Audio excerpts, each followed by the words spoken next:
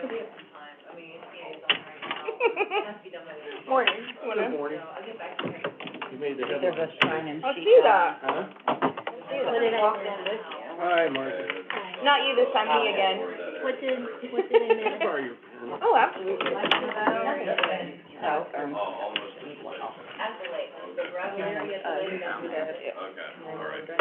Oh. Yeah, it's been a fun ride this month and a half. I've been closed. The planning commission It's today. amazing. Believe me. You're doing a great job. That was last week, I believe. Well, I didn't even know it was there. And then I stopped because it was. Well, right, there's 2, 3. Yeah, and then, Yeah. Bill Hurt came up this morning. He was like, and I was like, I'm like, I don't. He's like, you don't have that. Right, Dan, no. Only if it's something good I want to know about it. Good morning. Hi, boy. Morning.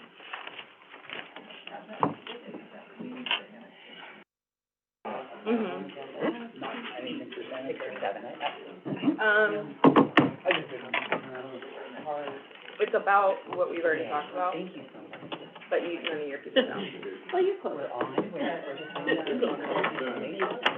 It was true. That's all, it is what Sorry it about is. your luck, unless you're. You know, Oh, this. Yeah, even for things like that I get, but none of your people. But it'll stop it going forward. even Morning, Morning, Commissioner. Morning. You know. Yep. In the morning. Great. And I'm like, All right, Commissioner. Good. we're gonna be. Morning. I was not there.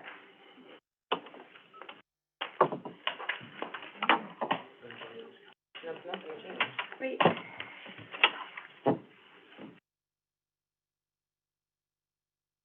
All right, good morning, everybody. We'll get started.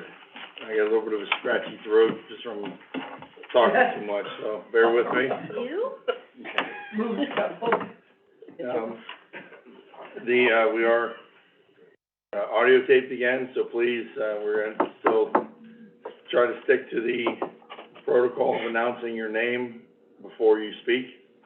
And, try to address the chair, and when you're called on, just, address who you are so the people that aren't here can understand what's going on. Mr. Cantala Mesa, Here. Ms. Frenchco, Mr. Malloy. Here. Okay, items 1 and 2, approve the bills and dispense the minutes. You got that covered. Number 3, transfer monies, sanitary engineer.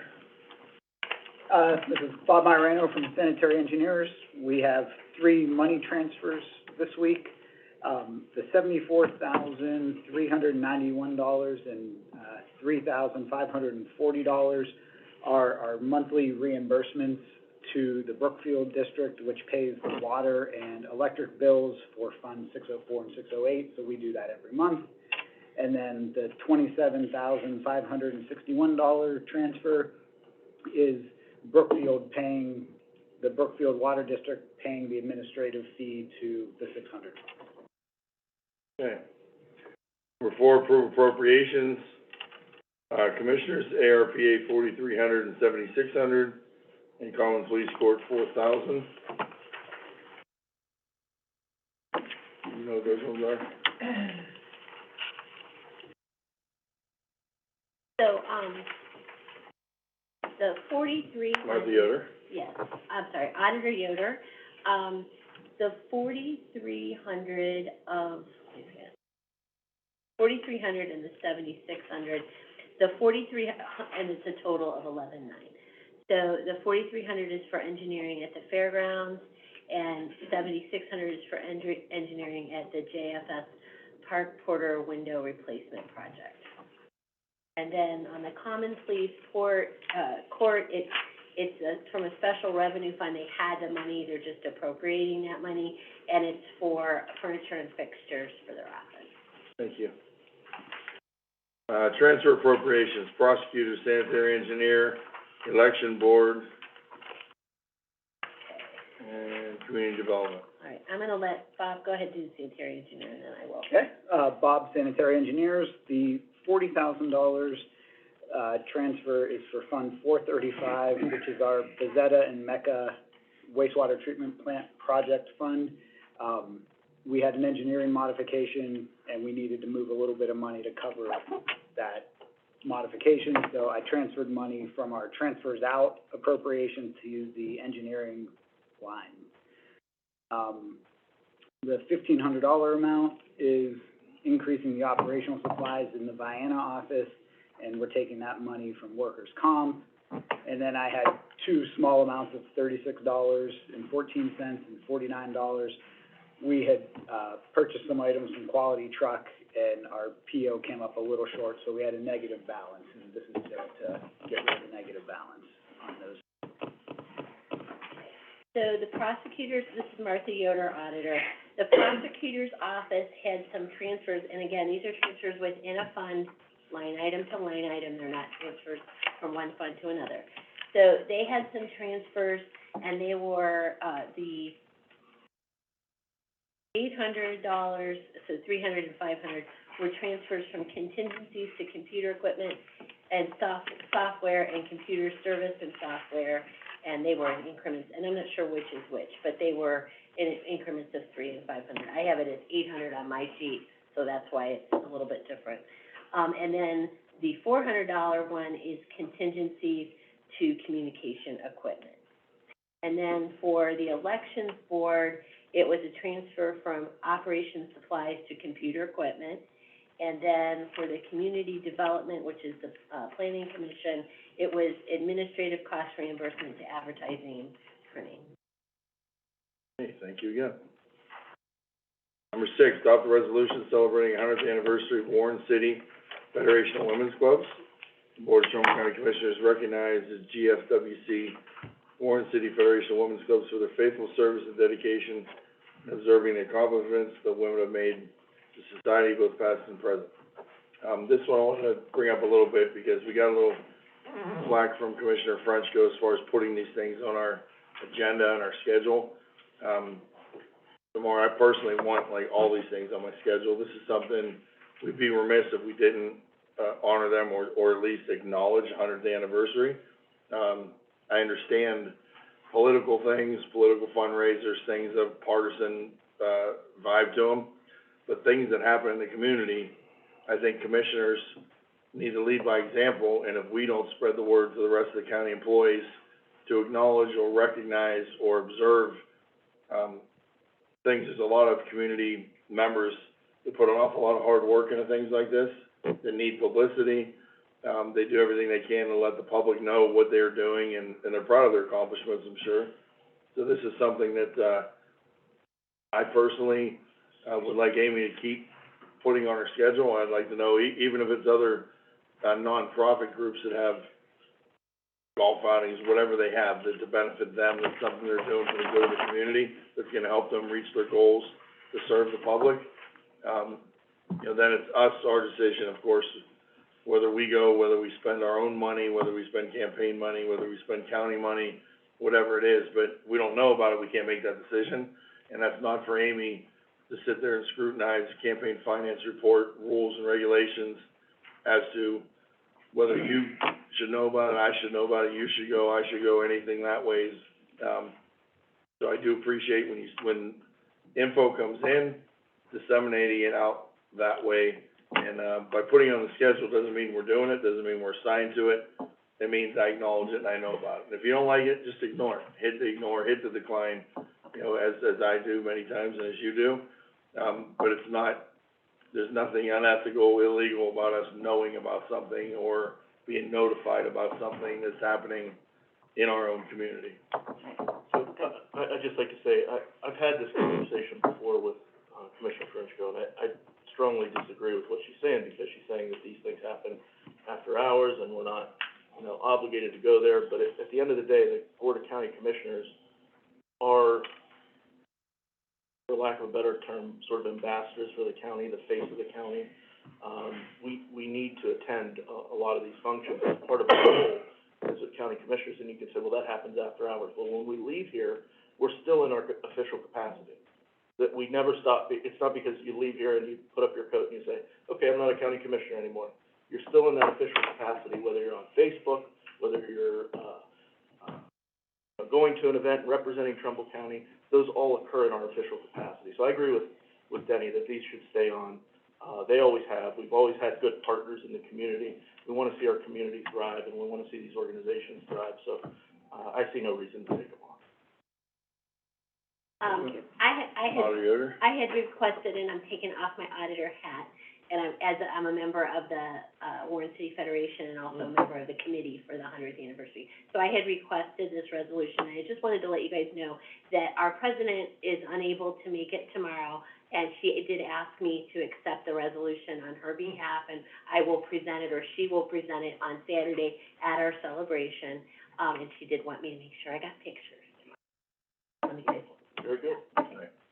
So, and that you said, Martha, this is something that we should do, and just because you're a member of this group and you happen to be a politician, doesn't mean anything Right. in the big picture of things. You're not Right. running this year, you're not, I mean, this is something we should all encourage all of our county workers to get involved, in philanthropic causes, to Right. get involved in social causes.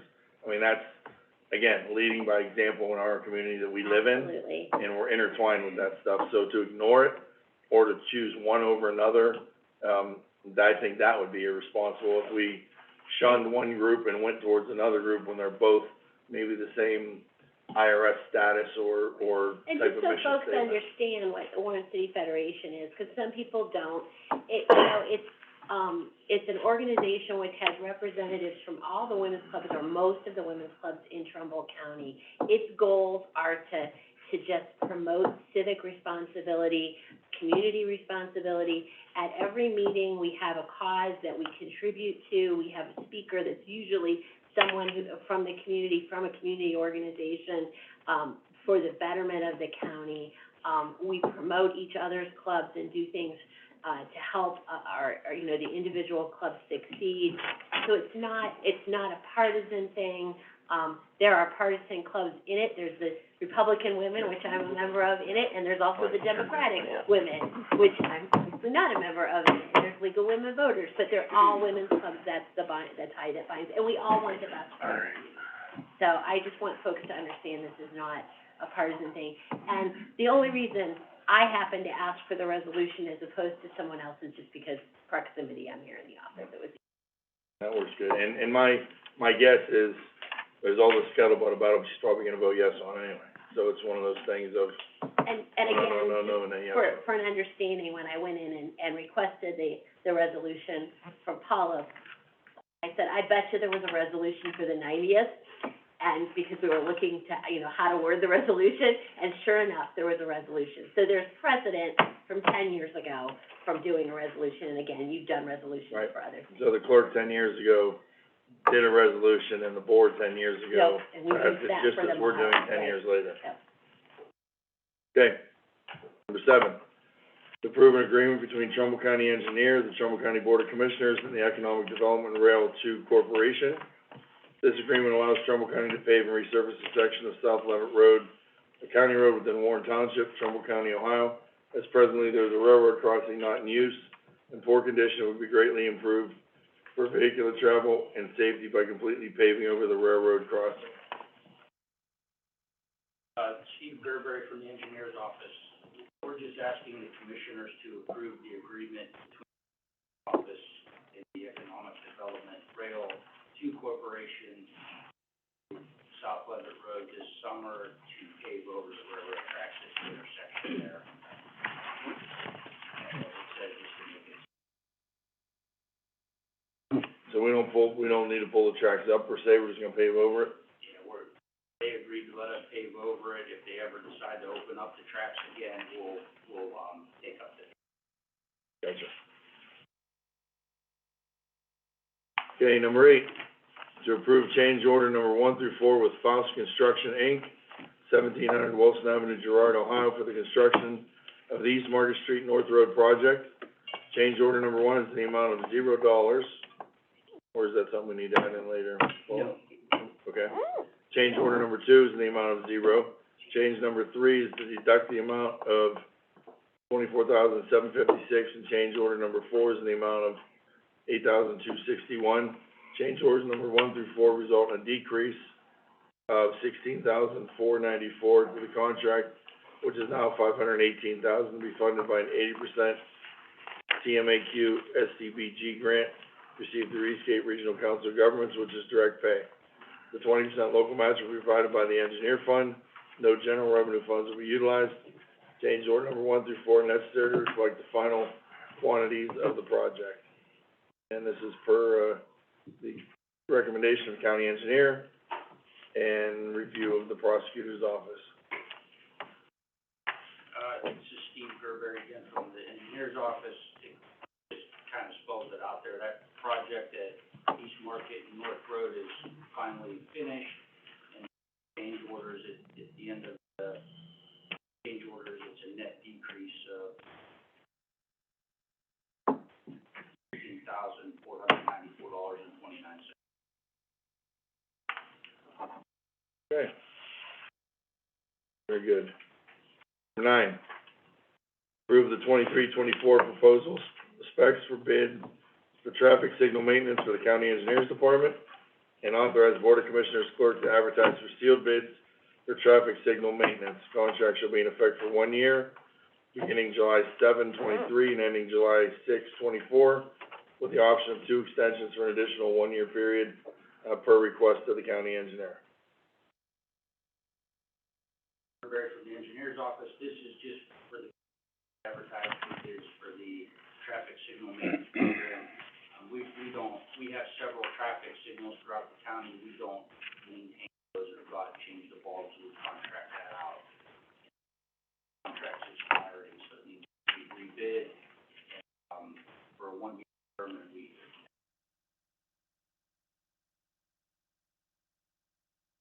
All right, Steve, since you touched on that, educate me, the traffic signals in the county, whose responsibility are they to put them up in the first place?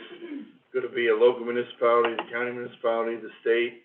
Is it a blend of who decides when and where, and then maintaining it? Is that standard practice of their? It would be a blend, I guess, on whose intersection it is. The higher,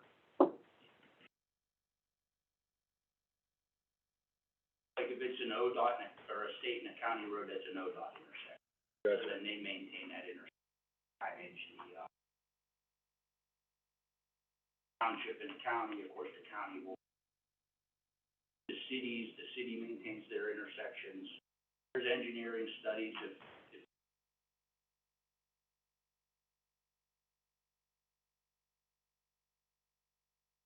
Yeah, I guess I just never asked that question, I never thought about it before. But maintenance of those, that's commonly farmed out, there's groups out there that their business is maintaining streetlights and things like that? not streetlights, traffic. Traffic, that's right. Yeah.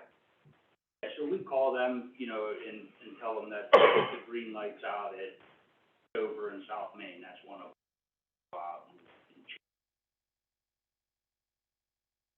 Emergency, if it's red lights out, if it's power outages, whatever, that, they could go reset the signal. Poles are taken down in an accident, whatever, they would. Or they do it in-house or sub that out again, I don't know. All right, don't look at me like you never thought of this before either, now you're interested. That is interesting. Mm-hmm. Thanks for the education, Steve. You're welcome. Number 10, concur with the Trumbull County Engineer to grant the special annual supplier fleet permit for fleet vehicles to transport aggregate, concrete, construction goods, and other like materials.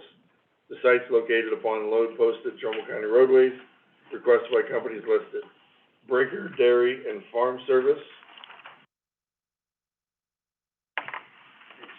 Stephen Gerber from the engineer's office again.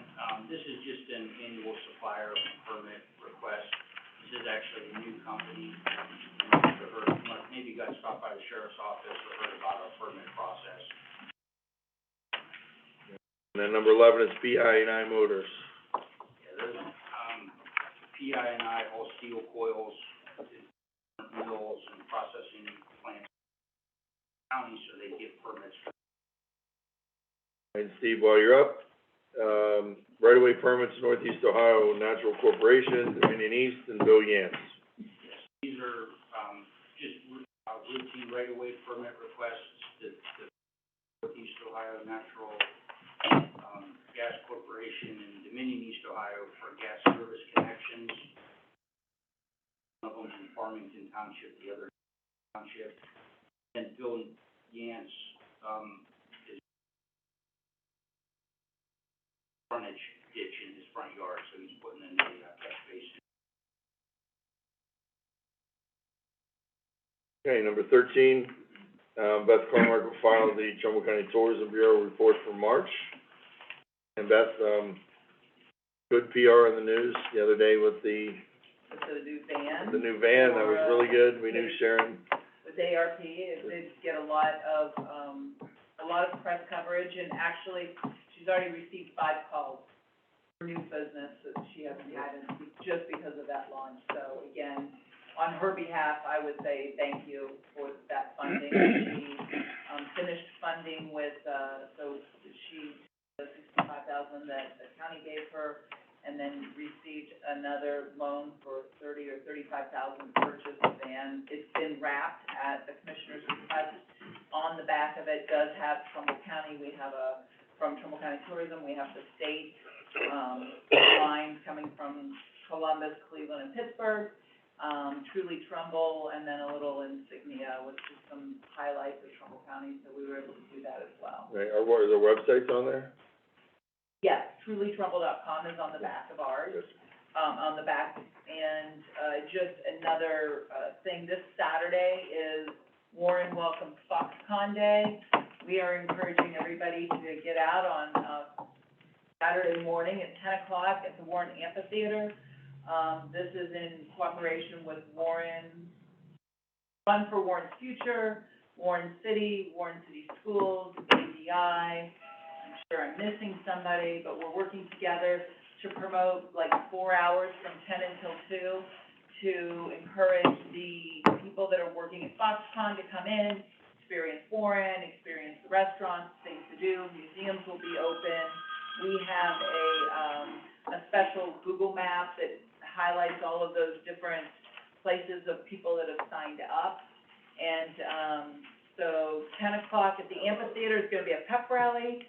Warren, jazz band's gonna be playing, JFK cheerleaders are gonna be cheering, Scrappy's gonna be there. Then at 11 o'clock at Bright, Foxconn representatives will be there to answer questions. There has been a lot of questions. As I was walking over, I got another phone call about questions with, specifically with Foxconn and Lordstown. So they'll be able to better explain who they are and what that relationship with Lordstown Motors is, along with other questions. There'll be nonprofits there. There's cookie, coffee, robotics will be there. There's also tours that are scheduled, compliments of Trumbull County Historical Society at 11, 12, and 1 o'clock at both City Hall as well as the county courthouse. So if you've not gotten a historic tour of either of those buildings, you don't get that opportunity very often. That's another, great thing to do. You can stop by Trumbull Tourism. We'll be telling people how to geocache that day. So it'll be a really great day, and we encourage everybody to come. If you're elected official and you wanna come, please reach out to me so that we can acknowledge you, on the list. But we are trying to be short on, beaches and big on fun. Because of course that's who we are, right? And then May 22nd, which is this Monday, as part of our advertising, we partnered with New Day Cleveland up in Cleveland, and there's an hour-long New Day Cleveland Trumbull Takeover Day that highlights different locations throughout the county. Fortunately, we don't get New Day Cleveland down here or Channel 8 anymore from Cleveland, so we'll be posting the full show after it's airing as well. And we were able to highlight about, I wanna say 11 or 12 businesses through that Trumbull Takeover. That'll be a lot of fun. Thank you very much. Okay, number 14, authorize Denny Malloy, President of the Board, to execute on behalf of Trumbull County, Trumbull County's profile plan budget report for Title 20 Social Service Block Grant as administered by Trumbull County Department of Job and Family Services. The funds represent a 2-year plan operating through October 1, 2023 through September 30, 24, and October 1, 24 through September 30, 25. Allow for the delivery of social service programs, health-related and home health service, as well as adult protective service transportation to eligible Trumbull County residents. Budget for these time periods is $145,000, which is federally funded for a 2-year period not to exceed $291. And anybody here from JFS? Yes, John. John Gargano, JFS, yes, Commissioner. As you indicated, we're requesting that you execute on our behalf. This is through the federal funds. It's a grant that we go after every 2 years, and it provides us to provide those services, as you've indicated, to those that are in need, and it's $145,500 each year. Okay.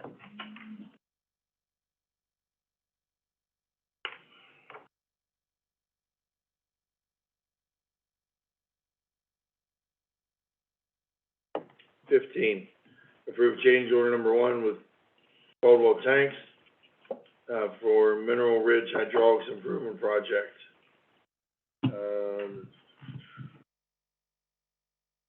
Sanitary engineers, Gary? Yeah, Gary Newbrow, Trumbull County Sanitary Engineer. Commissioners, as you know, we've been, building that water tower out there in Mineral Ridge for, it's almost on 2 years now. And there's a lot of heavy equipment that went back and forth across their parking lot. We had our laydown area there for the materials. Besides the tank, we also had a second contract, putting in a pump station and, some piping out in the field. But anyway, this whole area, where they had the laydown area, there was more damage to that parking lot than we originally anticipated. And, a larger area, but in order to get the entire parking lot now, Weathersfield Township agreed to go ahead and contribute $14,000 for that piece that really wasn't affected by our construction, and they just want the whole parking lot to be uniform. So we negotiated this with them, that we would use the grant funds, for $62,000 of it, and Weathersfield Township will pay the $14,000. We broke that down by percentages. So, yeah, this is out of that $3 million grant that we got from, the Department of Development for the project, and so, it's a good use of the funds. And we had some money left over from storm sewer catch bases. We're gonna roll that refund into that, Yes, lower the burdens. yes.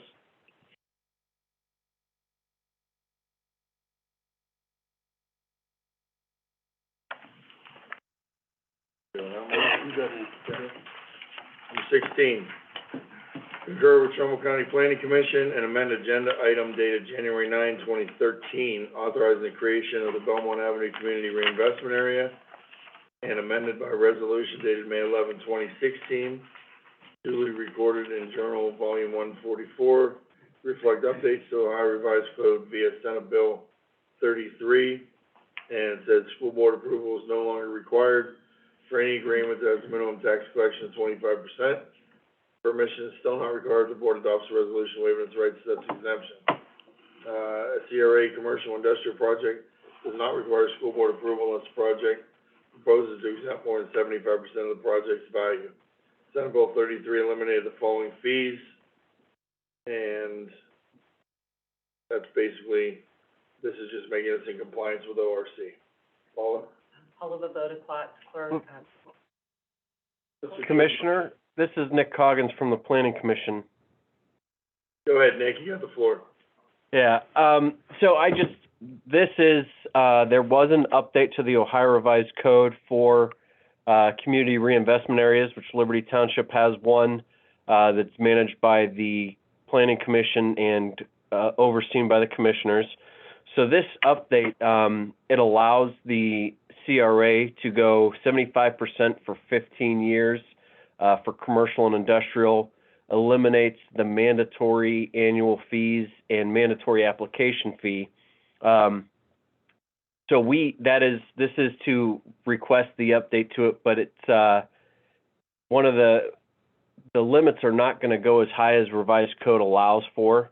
The Liberty Township trustees have requested that it be 75% for 10 years, not the full 15. They don't want to give away the farm with everything, but this will update their resolution to reflect the ability to go to 75% abatement and limit it to 10 years so that they can still be competitive offering businesses an abatement without going to the full limit. And they are also going to keep an annual fee at their request and mock it off the Ohio Revised Code for Enterprise Zones, which is currently what the CRA is eliminating. So that's all in the attached resolution that will be part of that memo that's being updated. But that's the details behind it. And I do want to mention that if the commissioners do decide to approve those amendments and updates, it does need to be advertised. The new resolution will need to be advertised in a publication twice, in a local publication twice. Paula? Mr. Coggins, I believe I received an email from you this morning that you had some changes to this language, so I just wanted the board, public to know for what's on the agenda. I believe you sent some highlighted things, but the agenda was already printed for the meeting today. Is that correct? Yes, that is. And so for that agenda item, if you go to the Senate Bill 33, the last paragraph there, or the last bullet points, where it says Senate Bill 33 is eliminating the following fees, we want to add eliminates the following mandatory fees that were previously charged to owners of commercial and industrial property covered by CRA agreements. And then we also want to add the language that says, and allows communities to assess their own fees.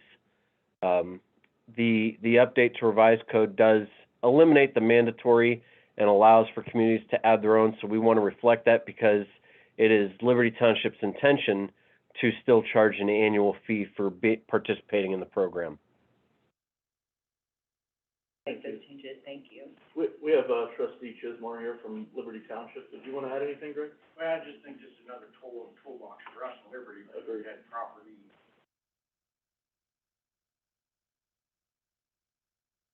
We had purchased property from the land bank and happening and just actually all together, right?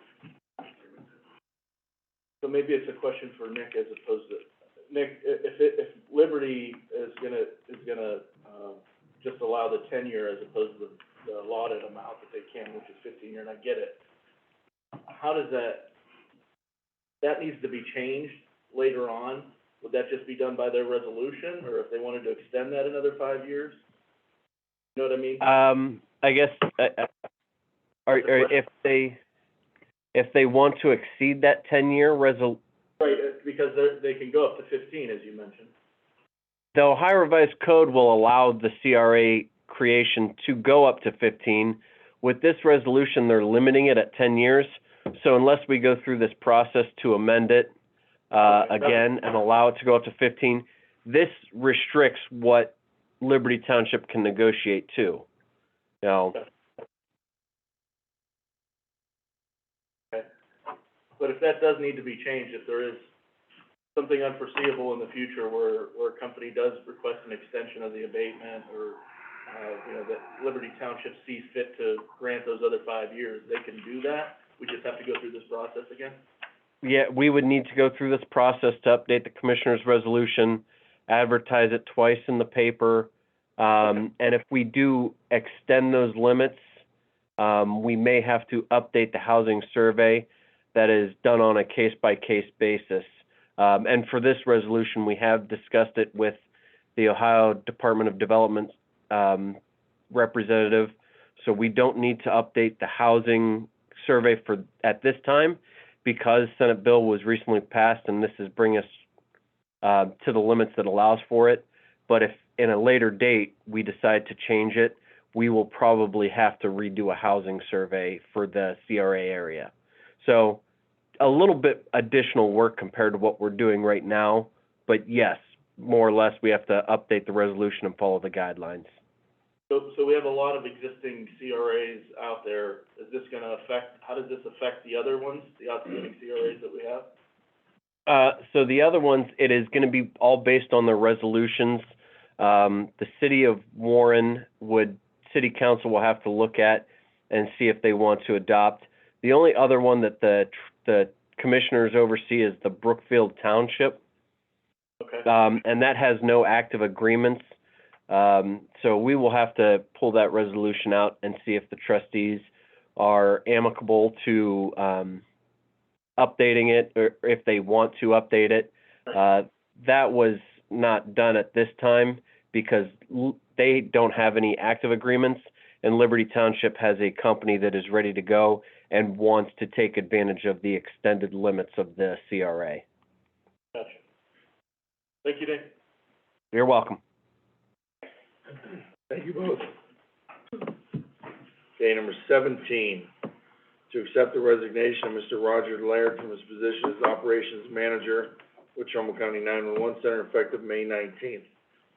This one disturbs me a lot. I know Roger personally. He's been with us for 27 years, and I've already been, contacted by a couple of chiefs in the county that have deep concerns. I'll turn it over to Alexandra in a second, but, Roger was kind of the tech guy that made that place function. He knows how the things are put together, he knows how to troubleshoot. When things go down, he's the guy, and we don't have another guy like him in that whole department. We have, of course, a good IT department, but he's hands-on every tech person through the county, all the way from the Marks Tower, planning to, handheld radios to the connecting, you know, so when an officer hits a button, our center hears what they want. Roger's the guy. So I don't know how we're gonna replace him effectively or quickly at all. We are in the process of a revamp of the department, and this just turns up the heat from 5 to 10, and we need to react accordingly with this. And like I said, I know you had met with him, and this is a done deal. There's no renegotiating with him, no getting him back in any way, shape, or form. No, he cited, unforeseen family personal issues, so unfortunately, I can't make that go away. So, it had nothing to do with the actual 911 center, current staff levels, nothing like that. I have to respect his decision. We can agree to disagree, right, but I have to respect his decision. So, yes, I've had 2 conversations with him, and there's no going back, so. With that being said, I didn't want to interrupt you, but I think, what Patty's doing in the meantime is immediately getting with IT. She met with IT on Thursday. I haven't gotten the rundown from her yet, but from what I was told, they're looking to hopefully partner with IT department and get some people immediately, ramped up. So where they had 1 dedicated person working on 911, I think they're talking about maybe 3. This is all, still going on.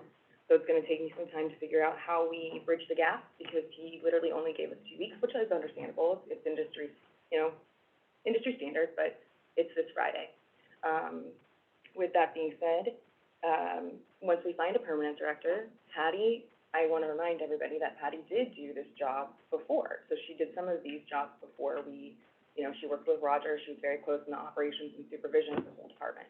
So the goal is we have to get this permanent director in place, so that way we can either flex Patty how we need to flex Patty, or do whatever we need to do to be able to make this agency run. A lot of work. You've done your round of interviews, and now you've got 3 candidates you're gonna present to the board for us to schedule our interviews with those. Yeah, I gave those to the candidates. commissioners yesterday, all 3 of you via email. The top 3, I gave you the entire ranking for, just to be transparent, so you can go through and see where everybody ranks. Everybody's ranked, they've been interviewed, and we have 3 people who I would propose. You'll see the difference between the rankings. I mean, the top 3 were up in the 60s, where everybody else fell in the low 50s to 40s. So it's obviously a clear delineation of who I would recommend you guys interview. I also give you guys the resumes of the top 3 candidates, and I would suggest that we get that done quickly. I'm more than willing to schedule those interviews for you guys, so that way it goes through one point person. I would actually recommend that, to be quite honest with you, so that way I can keep track of the timeline and we can get this ball moving instead of waiting and me assuming that you guys have interviewed somebody or whatever the case may be. So we definitely need to prioritize getting those 3 interviewed ASAP. I just gotta say, and we will definitely do that, but I just gotta say, about Roger, he's 27 years here, been through a lot of different directors at 911. A lot of different mergers with Warren coming on board and everything. He has been the man behind the curtain, so to speak. He's been the person that's really, technically made 911 operate. We're sure gonna miss him, no matter who the director is. I know that whoever we choose is gonna look to, replace that position with somebody of the same type of caliber. It's gonna be difficult to do, but, I just wanna thank Roger for his time here in Trumbull County. Every chief, every director knows the value of Roger Laird in that department, and, can be missed, so. It is unfortunate, and I would, And we do need to get, I can start as soon as this week or next week, if you'd Yeah. like. I'll give you some dates. as soon as you give me the dates, we'll get it scheduled, and, yeah, I would. Okay. Also, with that being said, hopefully we'll have a better understanding too of, so I have to be honest with you, with the board. Obviously, when I interviewed these people initially, I told them that they would have an operations manager, right? So they would have an operations manager, they'd have Patty, they'd have a team behind them ready to go. So some things have changed since then. It is what it is. So I will make sure that we have a plan in place. That plan's still evolving, but we're working through something. And I think that would be key for us when we interview too, is Correct. find the one that can That's right. It handle that. changes, yeah, so it kind of changes our trajectory a little bit, obviously, like I said, when I was interviewing, it's the same thing that happened to me with, unfortunately, I lost Steve Charles throughout the process, so I was told that Steve Charles would be there. He wasn't. So I have an idea of how I can kind of work through that, because it happened to myself. So it's not good, but guess what? We're gonna work through it, so. Well, if we're for a department called 911, they better be able to react. Yeah, I would hope so, right? You would think that would be the one person that we hire that, I know personally, in this position, I want someone that's gonna live, sleep, eat, drink, someone that's gonna be there in their off hours, that's gonna be the first one in, last one out of the building, and if crises happen, I want them to be accessible, that we don't have to call and say there's a problem, they're already gonna be there. And there are, in the safety field, we've all seen it, whether it be volunteer firefighters or police officers. It's a special skill set, it's a special type of person that, has the scanner on 24/7, that just lives that life and has that in their blood. And I hope we have one of those candidates that are that person that, we basically have to tell them to go home to get some sleep rather than ask them when they're gonna be here type of person. So, we'll see. Number 18, establish the creation of the Women's Therapeutic Distribution Docket, known as Fund 042, for use by Trumbull County Adult Probation Department. It's just Martha? that there's two right now. We're establishing, the court is establishing two new programs, and so in order to have those programs, you have to have a fund. So they're just establishing those funds. They gave them those numbers because those were available, so we have. And number 19, creation of reentry court, Fund number 44, is that along the same lines? Thing, yeah. Okay, number 20, to approve the renewal software support and maintenance agreement with Document Tech Systems Limited, used by Trumbull County Recorder's Office in the amount of $30,588 on the yearly anniversary of the first live day for 5 years from that date, and authorize Denny Malloy, President of the Board, to execute said software support and maintenance agreement on behalf of Trumbull County, per recommendation of Todd Littell. Todd, welcome to the show. All you.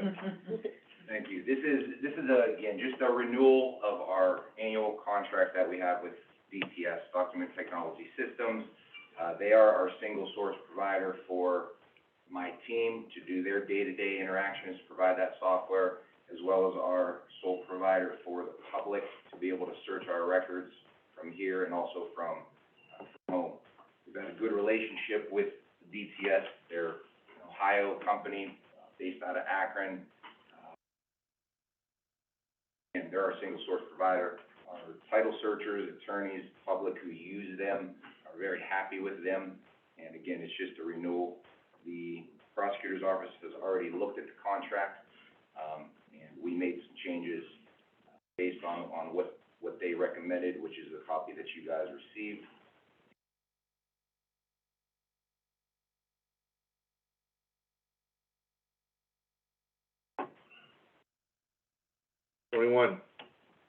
Receive and place on file the monthly activities report for Trumbull County Dog Kennel for April. And again, just bringing up the dog kennel, we've had a lot of talk about dog pound, we've had a lot of talk about 911, we've had a lot of talk about health department, and when I'm looking at the months roll by, I mean, there's gotta be less talk and more action. We need to start making some progress toward these things. We've had some properties we've looked at with the dog kennel that kind of went on pause for whatever reason in the last couple of weeks. We need to kick that back in. Same thing with the health department. We looked at that building, you looked at a building in Cortland, I looked at a building in Cortland. Talking to the people from Farmers National Bank, Commissioner Frenchco has not even called them back yet, still has a note on her box. It's been 5 weeks now that they've been waiting for a return phone call. So we need to just move forward. Whatever it takes amongst us to, start getting some progress on this stuff. So I think that there's a newer development, potentially newer development, Mr. Hart and I, are trying to, sort of sift through, when it comes to Animal Welfare League. So, there's some potential there for some property. This Thursday, Mr. Hart and I will be looking at it. The other, I believe there was 3 different options that we looked at prior to this. All had some promise, but for whatever reason, there's been some challenges and some obstacles with those. So we've sort of gone away from those. I think of all the options that we've seen, this has got to be the most promising because the proximity to AWL, working together and the cooperation that we would get there. There's a lot that goes into this, and there's a lot that we need to, it's negotiable when it comes to all this. So we want to have a good working relationship with AWL. This could allow us to do that. I wasn't aware of the property that's adjacent to it, so this is something I just wanted to look at for myself. I wanted to take Bill there, and if there's anything that the board can proceed with, I will certainly let you know at the next public meeting, but that's where we're at right now. Paula? Commissioners, we have 2 guests from the AWL, I believe, here today. Yes, Hi, Lori ladies. Shandor, So Lori Shandor, CEO with Animal Welfare League. And not exactly the reason we were here today, but on that note, yes, we have about 20 acres of property where we are currently located. We've identified at least 4, what we feel to be 4 various options on that property that could be used for the Trumbull County Dog Pound to build out their own facility there. We think there's pros and cons to all of those locations, which we can go over when we meet on Thursday. But we're excited about this opportunity. We think it really has a lot of win-win for both organizations. And of course, we know a lot of other organizations where the County Humane Society and the County Dog Pound exist on a campus setting. We're able to use shared resources. We already have a huge working relationship through our Humane Department with the Dog Pound, and very few downsides from the initial inspection of this. Agreed. Thank Well, you. it's good to see Looking that forward to it. revamp again, because that was kind of on the table, then gone, and then. Well, this is sort of a different option, because we were talking about space within AWL initially. Now, this is space that they have outside, that they still own, that we can, have our own standalone property, so, but yet we can continue that cooperation, that shared resources. We have to work a lot of those things out legally, obviously, with our prosecutor's department, is what we can and can't do, but, this is by far, so far a win-win, so I'm looking forward to it on Thursday. Good stuff.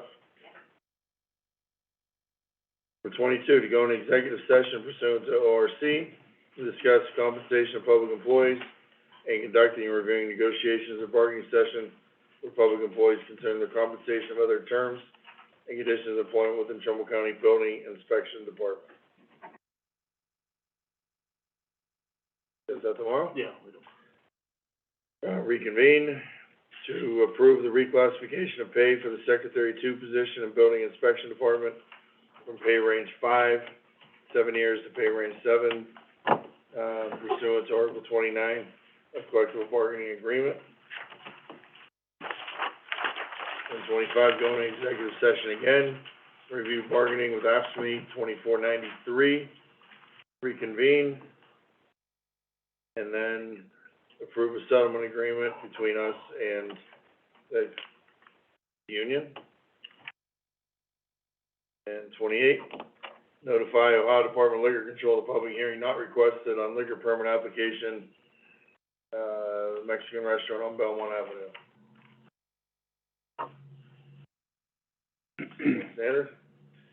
29, authorize the necessary steps with an approved financial institution obtaining the issuance of a credit card at the request of an issuance of Trumbull County Commissioner Nikki Frenchco in accordance with agenda item dated January 3, renewing the resolution as amended, previously adopted by the Board of Trumbull County Commissioners on March 9, 95, approving the issuance of credit cards in the name of Trumbull County and designated county offices and individuals authorized to use specific credit cards, exempting all credit card purchases from the advance estimate requirement.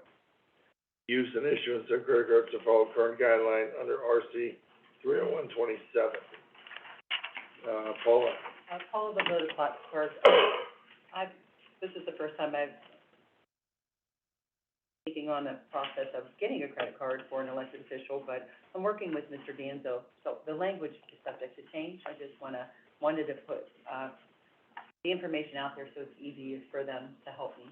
So that's the process that I'm doing to obtain a credit card. Alexandra, can you, work with Paula, review our credit card policy with this? Because I know we're updating things. Before we get And I'd give the you horse, or, you know, the cart in front of the horse, make sure we're in compliance with the policy or any policy changes we may have. You know, my big concern on this is, you know, still pre-authorization for Correct. certain purchases. We haven't had one for, you've never had one. I don't feel that I need one. Other commissioners may have had them in the past. Pros and cons maybe of some of that. Sure. And to make sure that whenever any county employee, or especially elected official, gets the card, there isn't just carte blanche to go do what you want with it, and then, you know, make sure our receipt policies are things just are in order with that. I know department heads that buy goods, do things, it's one thing, but I would imagine most of this would be like travel reimbursement, expenses type things. You know, that's where we still need to set a precedent on who goes where and when, and how much are we allowing to spend, and if someone violates the policy, what is the repercussion, and, you know, who has the authority to revoke a card or take a card away. You know, that's something that, you know, I just wanna get the ducks in a row, whether it be for me, for her, for Maura, for Martha, for Todd, whoever. When it comes to this, we don't wanna open that door, because that's where the public scrutiny will look and scrutinize everything we do. And we need pure transparency when it comes to that type of stuff on what we're allowed to do with it and what we're not. And just because we're elected officials, we don't make the rules on what we can and can't do with the public's money. Alexandra, Human Resources Department. I do have some concerns as it stands right now, only because I just got my hands on, we had to go to the archives. So this credit card policy is from 1995, so it is extremely outdated. With that being said, just from looking at it, it's quite lengthy. A ton of department heads back then, you know, had credit cards. They were mainly utilized through British Petroleum, so for gas purposes. Those were easily, you know, monitored and kept up to date and whatever the case may be. This is different, so I just found out about this, so what I'm saying is if you would like me to do a precursor review, I would be more than willing to work with our prosecutors department to make sure that we have everything in place before I'm not saying we shouldn't do this, I'm not saying we should do this, I'm just saying, please let us make sure that we have the right policies and processes in place before we just issue something and have no recourse following it. And at this time also, we are revamping our whole policy and procedures Correct. manual, and so are all departments. So now that this has been addressed, let's It'll start be with this implemented one, into the, yes. and then set the policy and precedent for all other card holders now that already have the cards, so that it jives right in with that, we don't have a special exemption for elected officials or Right. commissioners. You know, so I'm all in favor of that, as long as we don't, do something that we have to grandfather in later, because we change the policy or procedure when it comes to that. Anyone else have any input on that?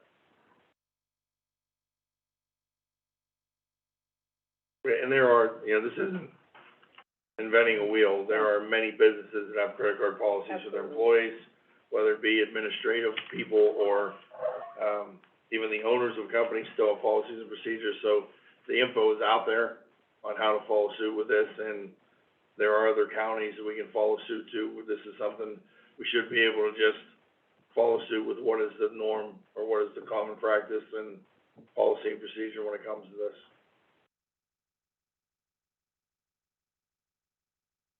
Okay, number 30, approve release for payment $24,347 from fund, hospital trust fund to cover the previously billed charged amounts for methadone treatment and our MAT claim that were submitted and denied under a self-funded plan program. This will bring us in compliance with the DOL and Mental Health Parity Act. So Commissioners, this is Alex, Human Resources Director. I brought this up last week in the public meeting, however, we just had one commissioner here, so I just wanted to make sure I do this formally in a public workshop and then get our votes on this. So United Healthcare is our insurance carrier. Back in 2018, the decision was made unbeknownst to the commissioners, so I want that to be on the record. The commissioners did not know that, Human Resources Director at the time chose to not include, there was a waiver program, they could choose at the time not to allow methadone to be part of our, covered expenses. Well, since then, obviously, the Department of Labor and things have changed in our world. You know, there's many mental health issues, there's opioid crisis, there's addiction, you name it, we have it going on, right, in the whole world, not just here. But the DOL has cited the Mental Health Parity Act, and that we need to basically either decide whether we're going to continue not to cover it and run that risk of getting audited, or just do the right thing and cover it. So this is twofold. The first part would be to pay back the denied claims. So what that $24,000 is employees or employee spouses or significant others or children who needed that service, and we denied it since 2018. So this is about a 5-year look back. So historically, or if you're trying to figure out how much it's gonna cost, you could look at the past 25 years, and it was $24,000 in payments. We would have to pay that back. Our hospital trust fund has roughly $6 million available in it. Thanks to Penny and, Kim, our auditor's department knew at the time that what was being done was probably incorrect, and they kept a reserve bank, knowing that this was gonna probably come to fruition one day. So thank you to them, extreme thank you to them. They do a wonderful job. And then what we would do is pay back what we owe, and deny claims, and then we would make an journal resolution that going forward, we would cover this type of treatment. It will, like I said, bring us into compliance with the Department of Labor, first and foremost, which is federal, so I don't really wanna mess with that. And, second is the Mental Health Parity Act that says that addiction is considered a mental health, Now, I imagine these are claims that they have record of that were denied. Correct. What about the people that didn't put in the claims Well, and that would keep? that's a whole other, Martha Yoder, auditor. We met with, our brokers and also our folks from United, a few weeks ago, Penny and Kim and Alexandria and I. And that, this was brought up, that we still may have some claims that we end up being liable for, because there are people that may have, well, I'm not even gonna submit it because so-and-so got denied. They did not, the folks from United did not seem to think that it would be a great, huge amount. And again, we have quite a bit in the trust fund, so, you know, it is what it is, honestly. We need to do, my opinion is we need to do what's right by people and follow the law. I obviously agree, which is why I'm recommending it. Do we cover Suboxone? You know, that's a good question, I do not know. I can ask I'll have that answer for you by tomorrow. We have a list of, like, allowed, Right, I'm pretty sure that if methadone is, it's the same they typically, situation. yeah, they typically go hand in hand, but this one only cited methadone, that we had denied actual methadone treatment. It didn't cite that we denied Suboxone, but then again, I can't attest that they actually were trying to get Suboxone, so we'll have to look into that. We will. 31, to acknowledge methadone as an allowable claim under our current UHC coverage effective immediately, and will bring us into compliance. And 32, adopt a resolution of the Board of Commissioners of Trumbull County, Ohio, entering its journal the filing petition for annexation, seeking to annex 31.38 acres of land located in Howland Township of Vienna to the city of Niles, establishing board hearing July 17th. Warren, Ohio, for said petition, and for a legal description and perimeter of the map or plat of the territory proposed to be annexed by Trumbull County Engineer for review. This is like a bad penny, keeps turning back up over and over and over again. So, I feel like injured spirit with Nils Peter Johnson from seeing his name so many times, but, they're gonna refile it, and they did refile it. So, here we go again. Yay. Okay, that concludes everything on the regular agenda. Paula? That date is July 17, 2023 at 10 o'clock, will most likely be all day. So I'm gonna put it off on our book. And, I'll put it in pencil. well, once I set, this will be official, so we have to amend this agenda item once it's voted on tomorrow. So I did speak with our attorney this morning to make sure that, a lot of attorneys, to make sure that July 17, 2023 at 10 o'clock was the time, so once we vote on that tomorrow, it has to be amended if we change something like that, so. Okay, who has anything for the good of the county? Martha Yoder. It was brought up, Martha Yoder, auditor, it was brought up at last week's workshop regarding the elevators and the idea of eventual replacement. And I did want to point out, that is an item that we can borrow money to do. So, when we talk about how do we pay for that, and the elevators are older than I am, which is pretty old. So, just throwing that out there. Yeah, we have one working elevator right now. Right. If that one goes down, we're. Right, and I understand, and Bill can probably talk a little bit more about that, but I understand we wanna try to get both fixed before we Yep. proceed with anything, because you'll have to have, one in service while the other one is being replaced, correct? So we wanna, get to that, the first step is getting both fixed, but, Also, Jim, just bringing up this or not, because it's all hard to kind of make it. Just because of the things that he has on his plate.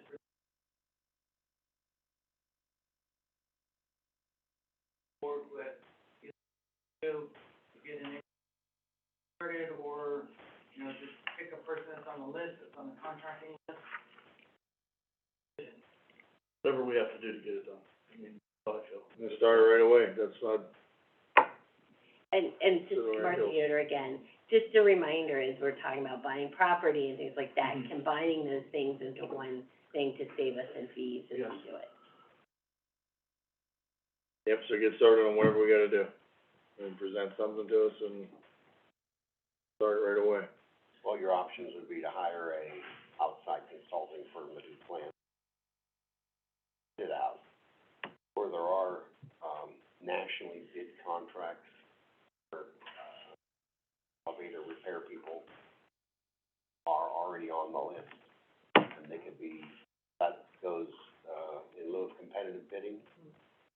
It's already been, It's already been bid by a nationally, I think that's probably kind of like the state purchasing on a national level. I think that's probably the best way to do it, and the quickest, right? And you can get proposals from those companies that are previously qualified with a national company, which would be two of the people who we've spoken to before.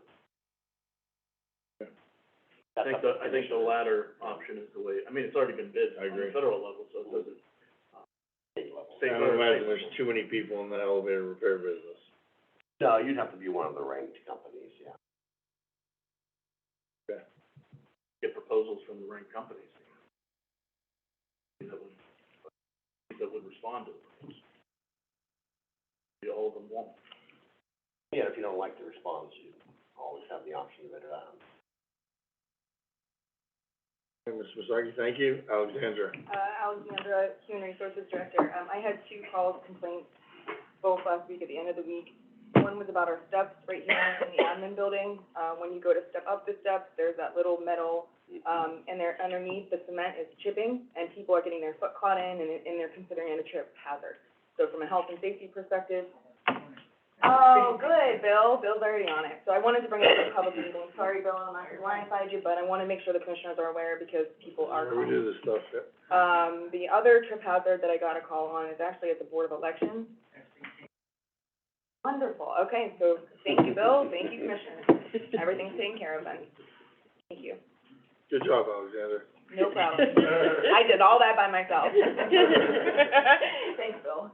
Okay, while we're on that same tune, Bill, I brought up in a public meeting before, brought up there about the break room. Yes. And the more and more I think about it, we need to have a break room that people actually want to hang out here and go to.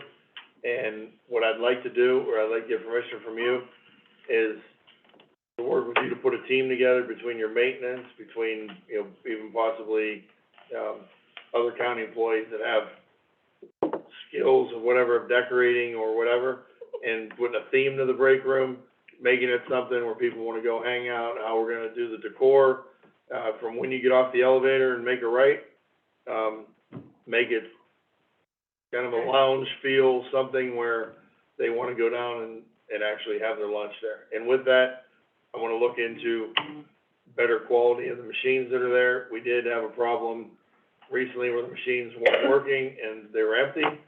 Well, they came and refilled them, but if you look deeper into them, the back of the machines are filthy.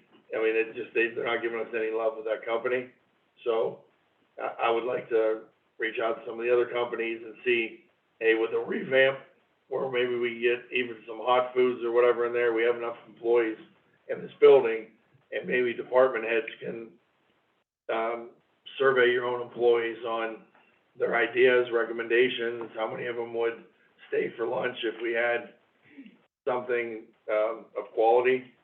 And, you know, it's only right, I think. You know, right now, going down there, it's an eyesore, and, Dungeon. and we need to get on that. That's basically the only thing they didn't renovate was the hallway. when they did it. So if you can work, maybe you and I can go down when this is done, hash around some ideas, kind of get a little, idea, and then put together, assemble kind of a team that wants to do that, and maybe we can allot them time on weekends or something, or something, to go in and get this thing done. Figure out the budget and all that stuff. Yeah. You in agreement? Sounds good. This other thing is, we can't overlook Brandy Greenwood and her department. She did bring up that she had enough money till July. We're getting into June here real soon, and we haven't really addressed anything to make sure that we, do what we need to do to save that department, and to save the hot meals for seniors.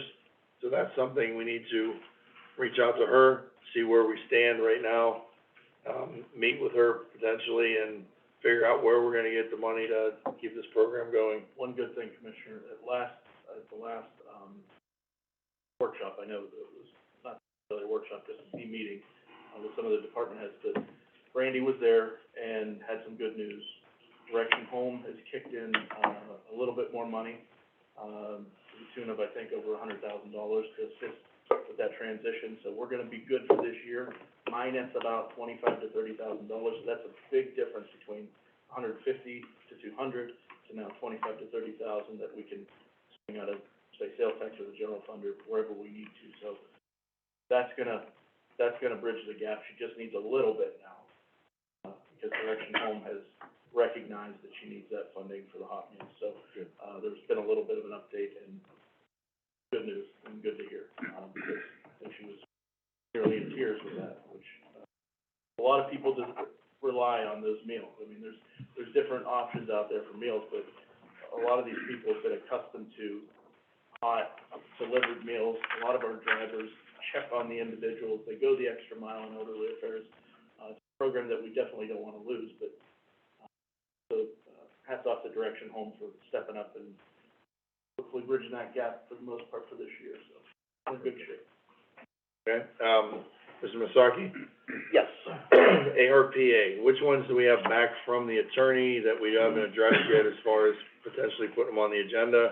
Okay. Or do we have any others that are ready that we can potentially recommend Yeah, to we got, go to the attorney? well, we got a letter back from, legal counsel on the Mesopotamia request of $65,000 for their, Visitors Bureau, handicap accessibility, and HVAC.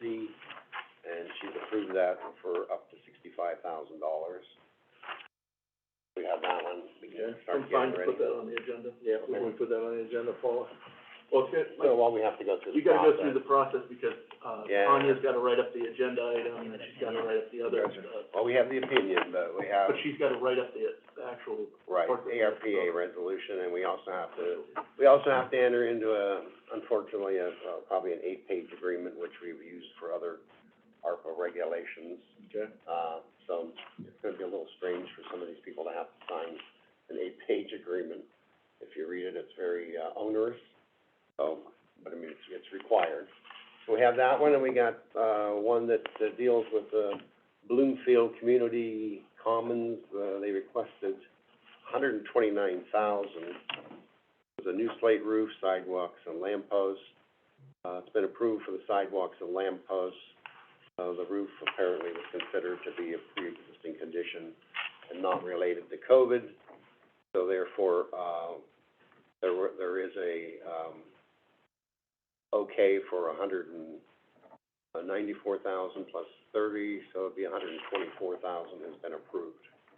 I wanna move forward on that one if we can. That's it, And, but not the roof, obviously. right, yeah. Okay, And the Cortland Community Foundation, where they were looking for the Safety City project for $35,000. very cool project. Yes, it was, yeah, very, very unique, very nice Yeah. project, very worthwhile. That was approved for $35,000. So if we move forward on that. Yep. And the Kinsman Township request for the garage or for police vehicles, that was denied as not being covered under allowable use of COVID I had a funds. feeling on that. ARPA funds, I should say now. Can we reach out to Kinsman and let them know and see what other Yes, things we can do for Kinsman, or whether they can maybe reevaluate their books, come up with another ARPA fund and use some of their funds for their garage? and, Vernon Township's request for $408,000 for paving was also denied as not an allowable use because the revenue loss funds are not, those are county use funds, and are not allowed to be, utilized by other entities other than the county itself. So the revenue loss fund still has to fall within the four Yes, guidelines Right. of the other, that's the other correct, funds. that's right. And that's where we're hamstrung on some of this stuff. We're And that's not Oh, our fault, it's not No. the commissioner's fault. No, that's just These are the federal this guidelines. is why we have to ask Right. these questions. And, the Johnson Township, Fire Department seeking $26,000 for the EMS power cot and, loader for the ambulances, that was approved for $26,000. Yep, move that forward, definitely, Okay. that's been a long-awaited one, and that's been over a year, or, Yes.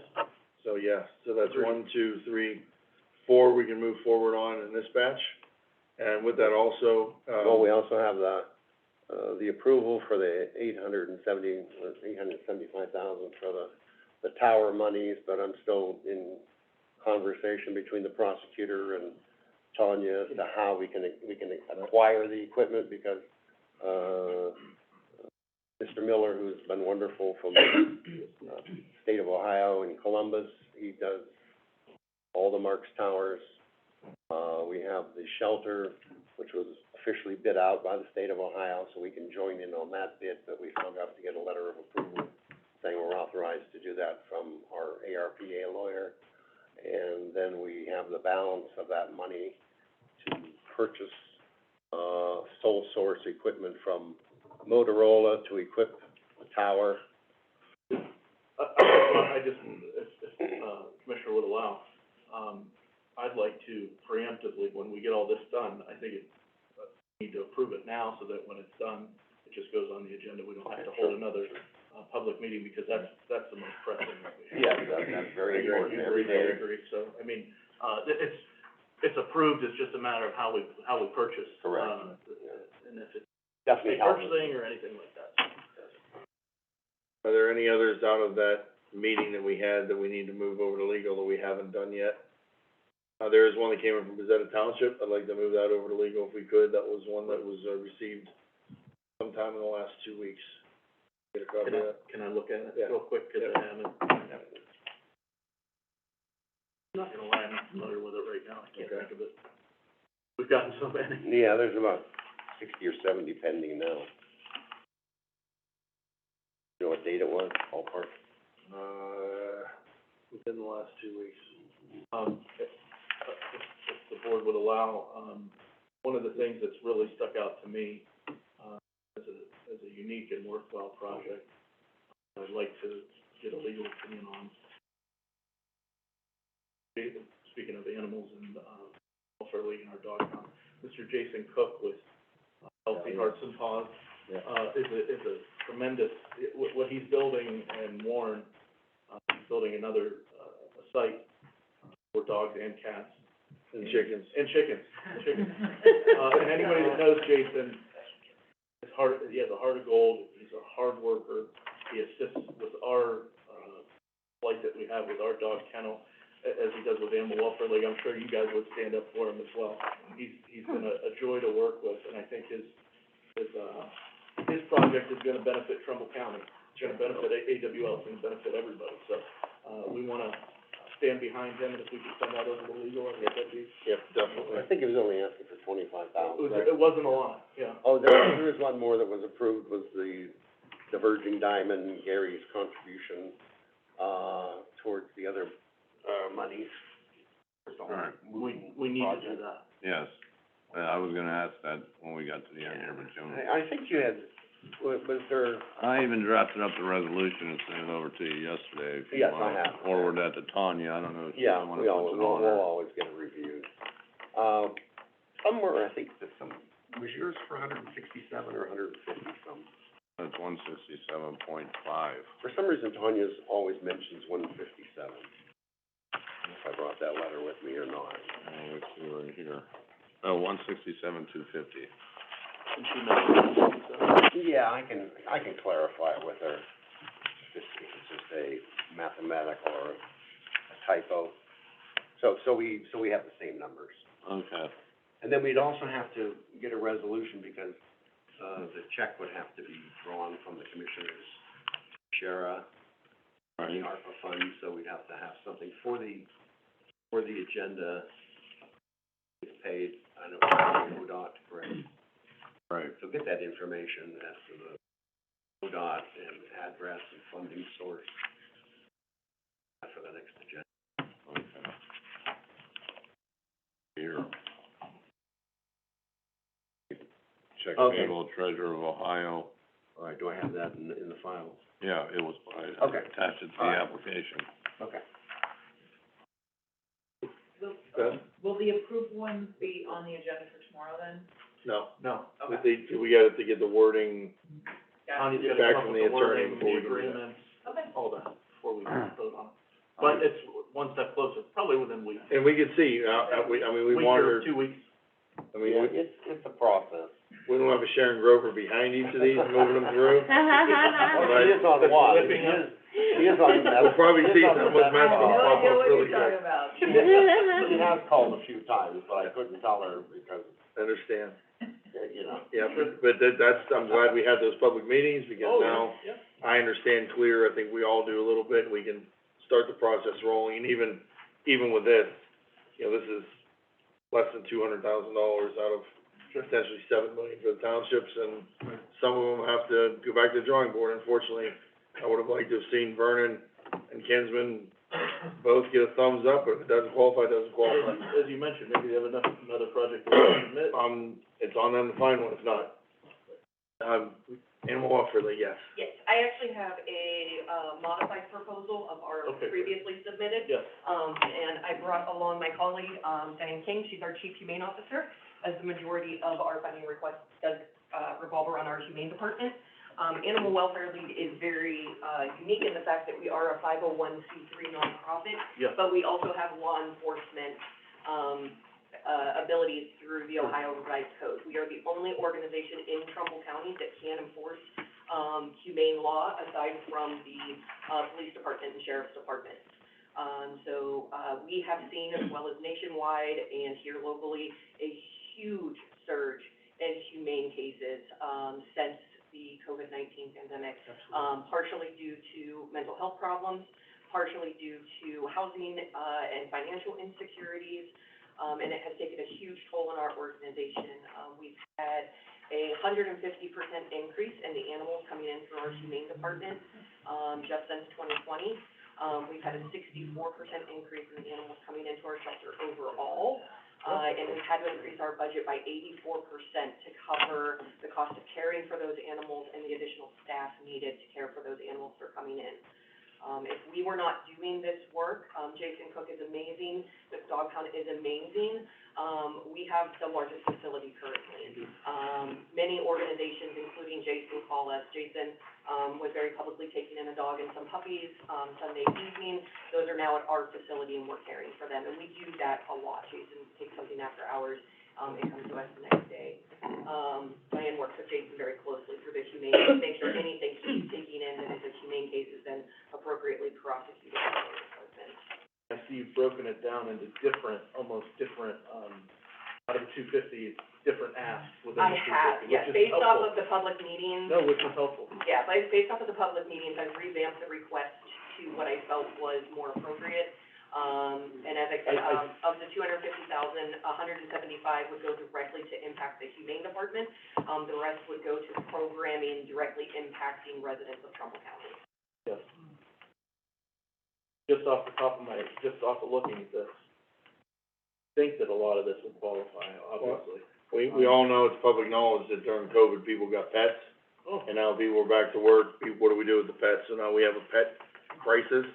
You know, we got a pet problem, this is nationwide right now. So this is something I think's gotta fit in. And I think Diane can speak a little bit to the nature of the cases that they're seeing in her department. We're also seeing a huge increase in cases because during a lot of people didn't leave their houses, they obtained animals, we've had a huge increase in hoarding cases. Of course, health issues play a very large county agencies, department, sheriff's department.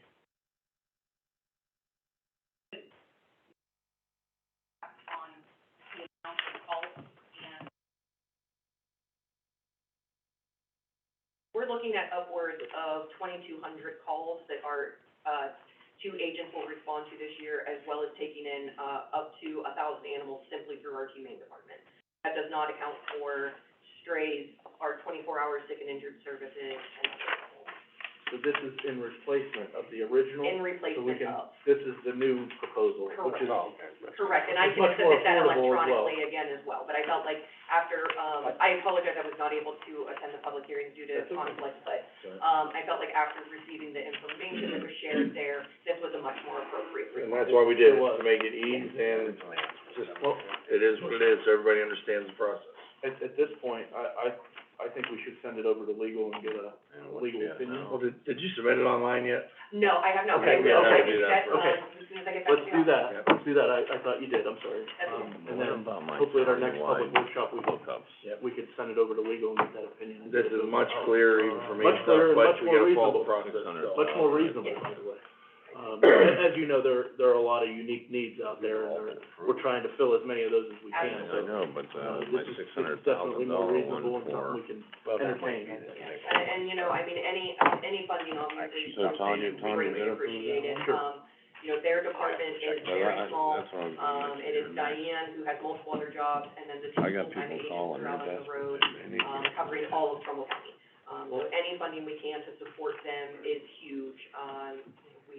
the end try of, to work with everybody in the county, just to make sure that not only are the animals taken care of, but when we're going into a situation that we're contacting, to make sure the children and the, adults are taken care of. at the end of the day, it's gonna take you, it's gonna take us, it's gonna take Jason, it's gonna take all of us, we need to be good partners and cooperate between each other. And I think this money goes, qualifies it, exceptionally for that.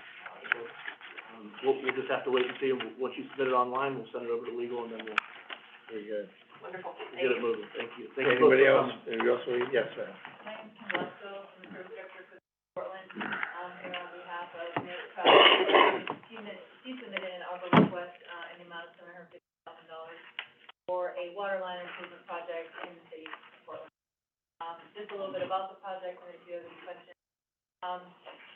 So we have 7 well houses, to give you a little background on what we have. We have 7 well houses in the city of Portland, with full water out of the ground, and it services, 7,100 people, All right. roughly, in the city of Portland. Our well Or field we have to is one of mention the it to oldest them lines in here the city. They in date back to the public. 1960s. I don't know if we got There sent have up been a there few or not. upgrades in the past, the majority of them, date back to some of the older lines. Did it get sent to Tony And after legal? this area is where we wanna concentrate the improvement. We have 4 well houses in Willow Park. They all, go to, the tower that we have also in the park. And then, that well, or that tower then disperses water throughout the entire city. We have 2 well houses located behind City Hall, and then we have another one located on Brownlee. That's the most recent, well, our newer one. But what we're asking for all the line replacements in the park. And we are asking for a generator backup, for those well houses, those 4 located in Willow Park. We are also asking for a generator, money for a generator, for the 2 located behind City Hall. And we would also like to connect City Hall to that generator, since it's in such close proximity. City Hall houses the police station, all our administrative services. And then the 3rd generator would be for our fire department, which is located, in a different location, but, a generator there would service, their doors, be able to lift the doors for their fire equipment to get those trucks to get out, and then, emergency services for any calls that come in, and anything for their services. So a little bit of recent background, last fall, we had 2 motors go down in the city, in the well field, actually, that area.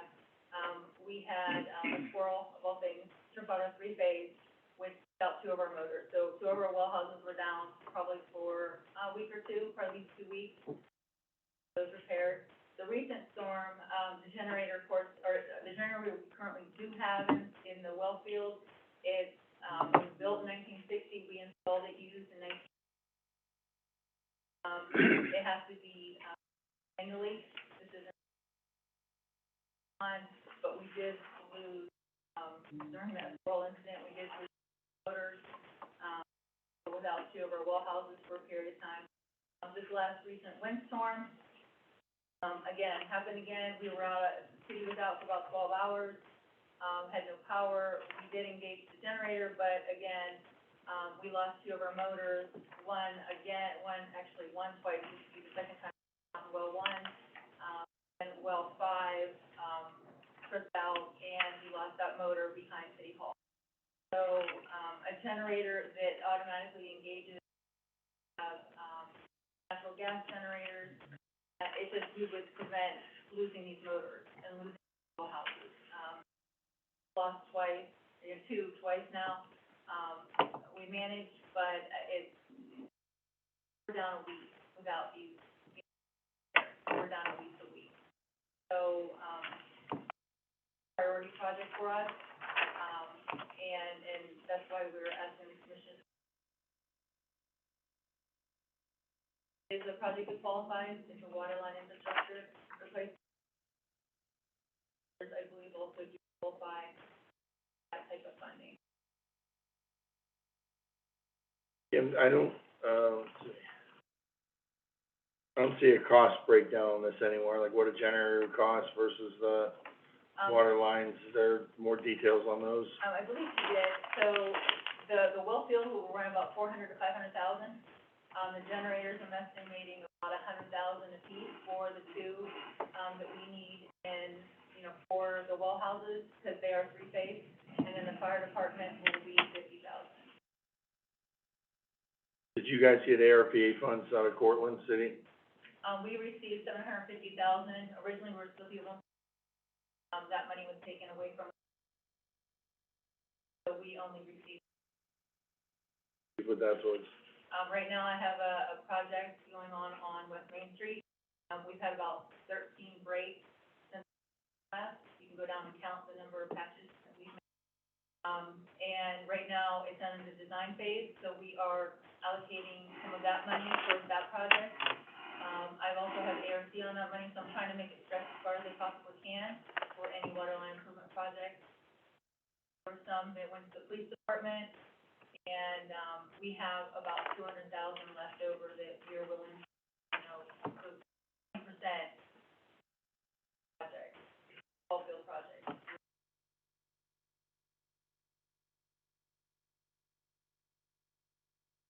I'm gonna ask on behalf of Gary, when are you coming back to Trumbull County?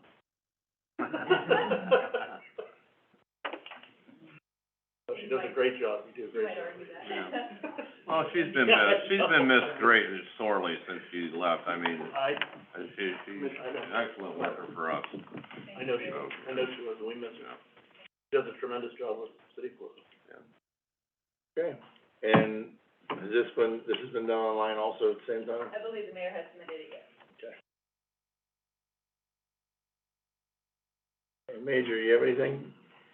Yeah, this is probably a good point just for. Major Mason? And, also maybe to get a little bit of direction. If you recall from our last jail inspection last year, one of the marks that we missed on was the night lighting was low. Bill Hart and I were trying to get a plan together to try to get the lights replaced and get the areas that were not meeting the marks, far. So we actually reached out to the Ohio Department of Correction, the jail inspector came back, and last Thursday, Doug came out and met this jail inspector. Our surprise, it ended up, I'd say, over 90% of the jail, both the day and night lighting, well below the, state requirements. And that, part of it is we still have 30-year-old lighting fixtures. Lenses wouldn't change from white to yellow, which is one of the causes. Bill, it says in multiple places, they try to change out from the halogen bulbs to the LED bulbs, but the problem is a lot of the ballasts are still the same, so the full effect from the LED bulbs. So at this point, this might become a major undertaking to try to bring the lighting throughout the entire jail up to code. One of the things I did is I did reach out to Ohio Procurement to see if there is an electrician that's a contractor that like estimates what it would cost to, to go around and check and see which ballasts need replaced, which, there's, lenses, which bulbs replaced. So may end up in the $1 million realm. The state inspector informed me that Summit County was doing a major electrical upgrade. I reached out to them, and they actually had to put it on hold because they had an HVAC program that had to go first. But they did say that if you want to something electric, probably move on it quick because prices are going up. Gone up greatly since last year, and is going to keep.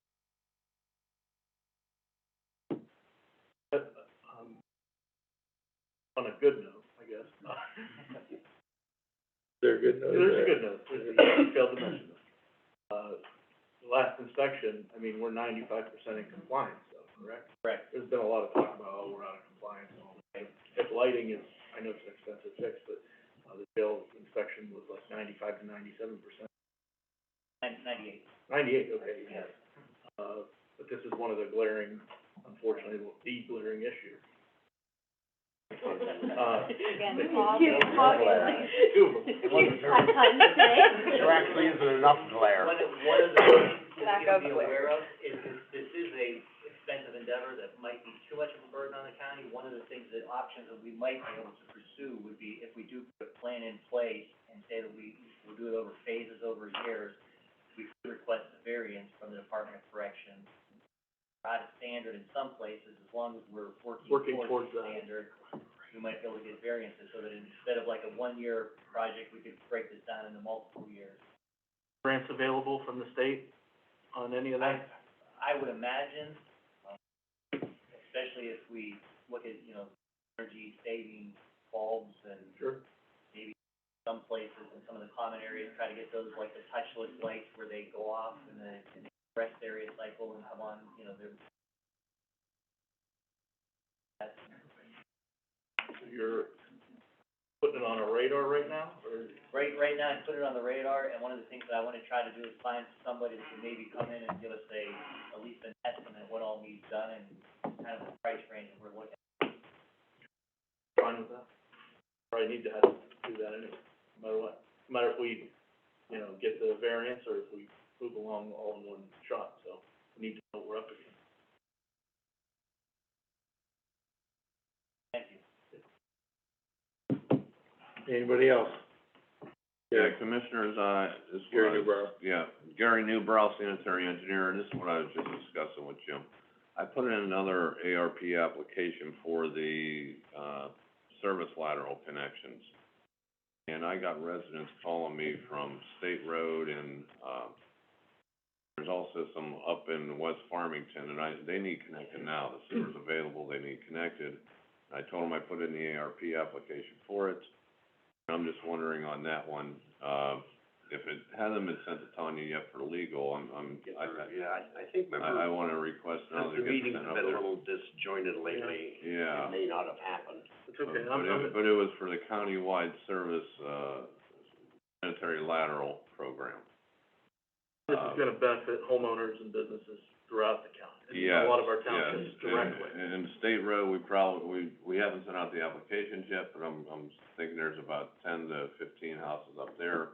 I mean, right now, they're supposed to be connecting out there.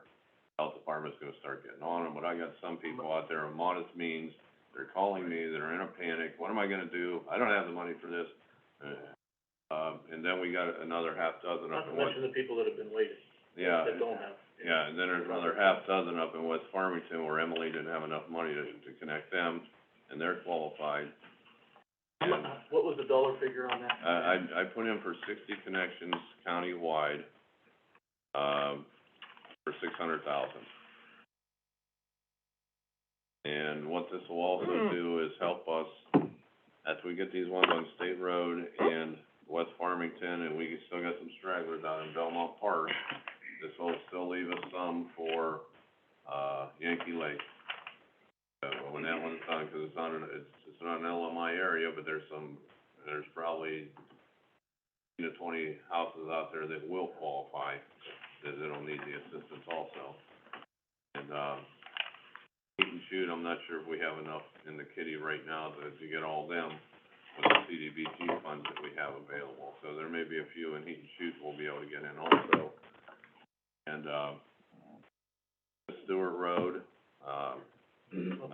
Scoville Drive, these are all coming up, but I already went through the calculations, and I think 60, will easily be able to use that much, for at least 60 connections throughout these areas. Get the money for these projects, and we, projects for people to be connected. We don't want anybody not connected. I think it's a worthwhile thing, especially if we can tie up some loose ends in different places. Lake or State Road and all these different places where we're on harder times and can't connect. This is a perfect opportunity for us to get them. Right. And like I said, Emily she had a waiting list. She has a waiting list over there for the HSTS and all that sort of thing. And I mean, she's 2 years out before the funds are gonna come available for that. This will clear her docket also. So we can get her back to even kill, so she can take more for the HSTS program. Just to be clear, this is one of those projects you submitted anyway. Yeah. This isn't a new project. Right, This I is already on top submitted of the it. application, it's been here. We just wanna forward it And to Jim and I, Liz. we're not sure if it's been sent to Tanya for legal yet. I don't think But it has. either, if it hasn't been, that's why I'm asking you now. If she gives us the legal, I'd also like to get it approved as soon as we can. Like you said, like I said, I'm getting a lot of phone calls from the residents up there, and I just keep telling them I put in the application with the commissioners, I'm waiting to hear word on it. You would agree to submit it? Yeah, it's one of the yellow ones you had prioritized, right? Yes. Yes.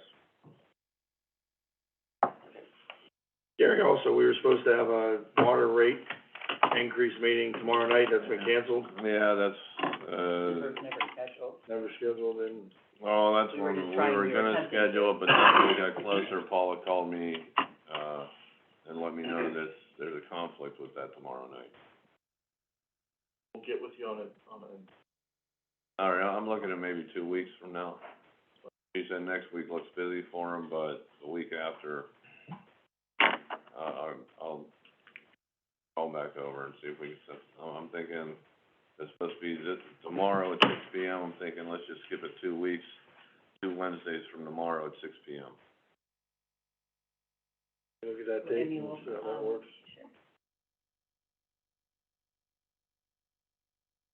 Thursday or Friday, a day that we don't have a. Well, we gotta check that Wednesday, 2 weeks from now, that might be Memorial Day It is week. Memorial Day week. Okay, so I don't want that either.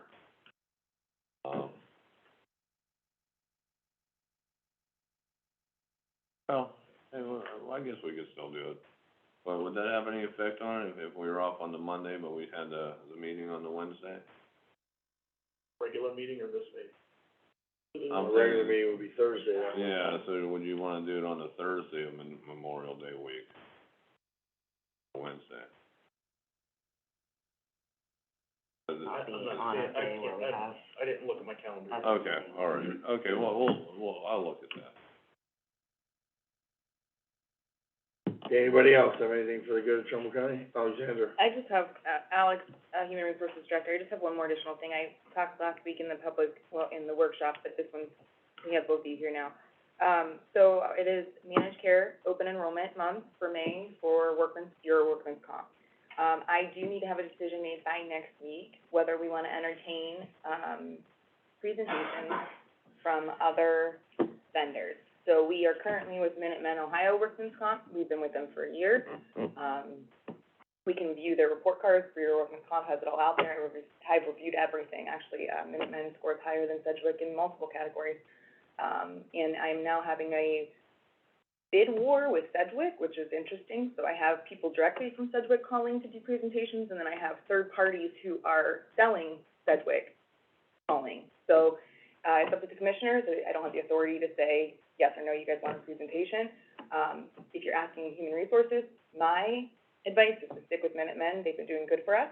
They'll be here Thursday for a training, I highly suggest that everybody partake in that training, get to know our workman's comp, partners, and I just need to have a decision made by next week. We don't have to sign anything, if we wanna stay with our MCO as Minutemen, I just have to do nothing. So we literally just roll over into a new year with them.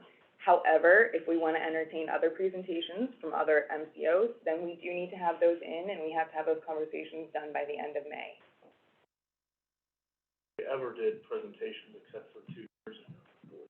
Just when we chose Minutemen, Yeah. yes. So we had that come in because there was some scuttle with, the board back then, about changing. So we did that, we changed, and that's where we're at now. I thoroughly enjoy them, to be quite honest with you. I mean, we've only been here a month and a half, but we have weekly, sometimes, well, it's supposed to be monthly, but sometimes when new claims come up, we talk to them immediately. They are very interactive. I thoroughly enjoy them, so. Let me know what you want by the end of the week. Okay. That would be wonderful. Think on it. I can give you whatever advice you'd like. I have the MCO report cards. I can give you all the statistics. It's very interesting. I guess my initial thoughts would be, it's never bad to always get a second opinion when we're spending public funds. And although we have a great working relationship with one, it doesn't hurt to hear somebody else out, to see if what's new and changed, in their business strategy. They're all reputable companies, I would assume. They are, yeah, there's only 5 that the, Bureau of Workers' Comp to the state of Ohio suggests we even use. So outside of that, it's not, like, you can go rogue and just pick random vendors. So it's either Corval, Sedgwick, Minutemen, Ohio, and then some really smaller companies that I I mean, really to say no, we don't wanna hear your presentation, Sure. doesn't sound very transparent. As to not negatively affect who we're already dealing with, their relationship, they would have to understand too that we're a public entity. They always, We should probably, Anyway, they always do. They understand. Yeah. That's the business. they do, and it is the business, it is the Martha business. Yoder, auditor, having owned a business, they know. They do. They respect our so my initial thought would be if someone wants to give us a presentation or make a pitch, we'll look at it, but when it comes down to weighing the pros and cons, good customer service, good working relationship carries a lot of weight.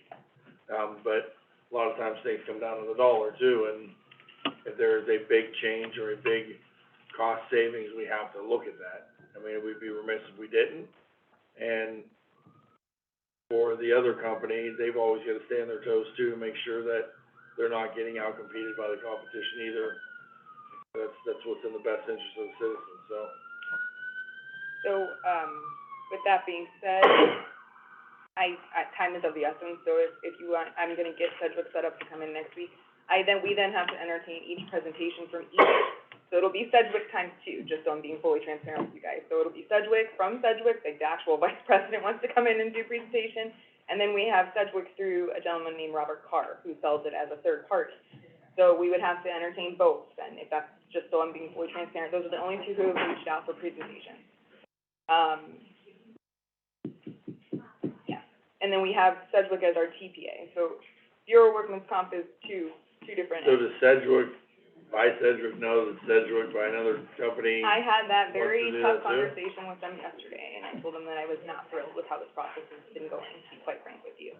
So I have multiple people calling me, trying to get our business, which feels a little sketchy. I'm just being honest with you. I had that conversation, quite frankly, yesterday. I think Amy was privy to hearing that.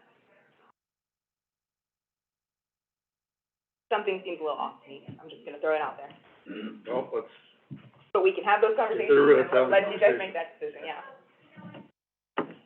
okay, anyone on the phone lines, I think we did have the possibility of doing the phone lines, hit *6, unmute yourself and identify yourself, please.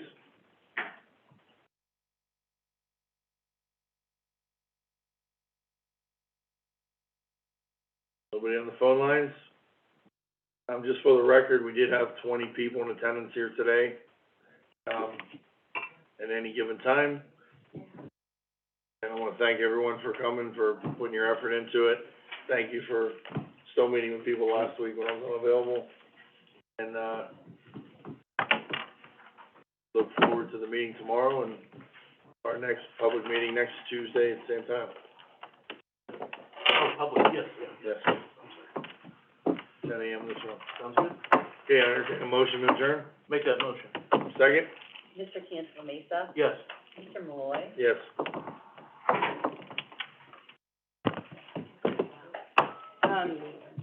Look,